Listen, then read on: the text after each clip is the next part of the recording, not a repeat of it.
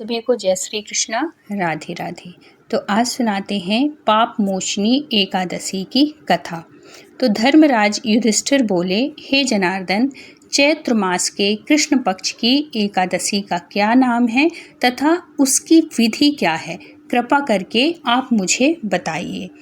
तब श्री भगवान बोले, हे राजन, चैत्र मास के कृष्ण पक्ष की एकादशी का नाम पाप मोचनी एकादशी है। इसके व्रत के प्रभाव से मनुष्य के सभी पापों का नाश होता है।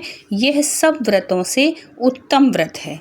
इस पाप मोचनी एकादशी के महात्म्य के श्रवण व पठन से समस्त पाप नाश को प्राप्त हो जाते हैं, समस्त पाप नष्ट हो जाते हैं। एक समय देवऋषि नारद जी के ने जगत पिता ब्रह्मा जी से कहा, महाराज, आप मुझसे चैत्र मास के कृष्ण पक्ष की एकादशी का विधान बताइए। तब ब्रह्मा जी कहने लगे कि हे नारद, चैत्र मास की कृष्ण पक्ष की एकादशी पाप मोचनी एकादशी के रूप में मनाई जाती है। इस दिन भगवान विष्णु का पूजन किया जाता है। इनकी कथा के अनुसार प्राचीन समय में चित्ररथ नामक एक रमणीक वन था। इस वन में देवराज इंद्र गंधर्व कन्याओं तथा देवताओं सहित स्वच्छंद विहार करते थे। एक बार मेधावी नामक ऋषि भी वहां पर तपस्या कर रहे थे। वे ऋषि शिव उपासक तथा अप्सराएं शिव द्रोहिणी अनंगदासी अनुचरी थीं। एक बार कामदेव ने मुनि का तप भंग करने के लिए उनके पास मंजुघोषा नामक अप्सरा को भेजा। युवावस्था वाले मुनि अप्सरा के हाव भाव, नृत्य, गीत तथा कटाक्षों पर काम मोहित हो गए।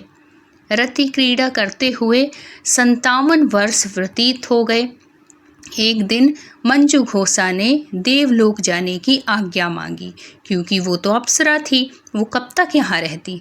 उसके द्वारा आज्ञा मांगने पर मुनि को भान आया और याद आ गई उनको, और उन्हें आत्मज्ञान हुआ कि मुझे रसातल में पहुँचाने का एकमात्र कारण अप्सरा मंजुघोषा ही है, जो मेरे पुण्य को नष्ट कर दी, मुझे भ्रष्ट कर दी।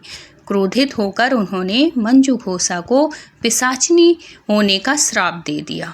श्राप सुनकर मंजुघोषा ने कांपते हुए ऋषि से मुक्ति का उपाय पूछा कि हे भगवान, आपने श्राप तो मुझे दे दिया, अब इसकी मुक्ति का भी उपाय बताइए।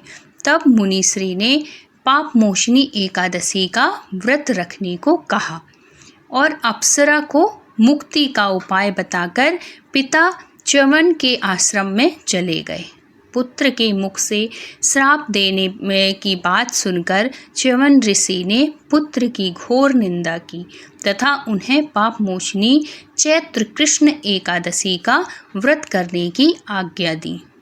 व्रत के प्रभाव से मंजुघोषा अप्सरा पिशाचिनी देह से मुक्त होकर देवलोक चली गई। इतना प्रभाव है इस पाप मोचनी एकादशी का कि जो आपसे पाप होते हैं, जाने अनजाने जो पाप होते हैं, उसका अगर हम उस पाप के लिए अगर हम ये एकादशी करते हैं पाप मोचनी, तो वो हमारे पाप नष्ट होते हैं और हमें भगवान की कृपा प्राप्त होती है। अब क्या था कि अप्सरा जो थी वो पिशाचिनी देह से मुक्त होकर देवलोक चली गई। अतः हे नारद, जो कोई मनुष्य, ब्रह्मा जी कह रहे हैं कि हे नारद, जो कोई मनुष्य विधि पूर्वक इस व्रत को करेगा, कथा को सुनेगा या सुनाएगा, उसके सारे पाप नष्ट होंगे और भगवत प्राप्ति होगी, उसको वैकुंठ का वास मिलेगा। तो बहुत ही फलदायी है ये पाप मोचनी एकादशी। आपके जीवन के जो भी पाप हैं, जाने अनजाने, अगर आप इस व्रत को करते हैं, पाप मोचनी एकादशी का व्रत करते हैं, तो आपके सारे पाप नष्ट होते हैं और पुण्य की प्राप्ति होती है।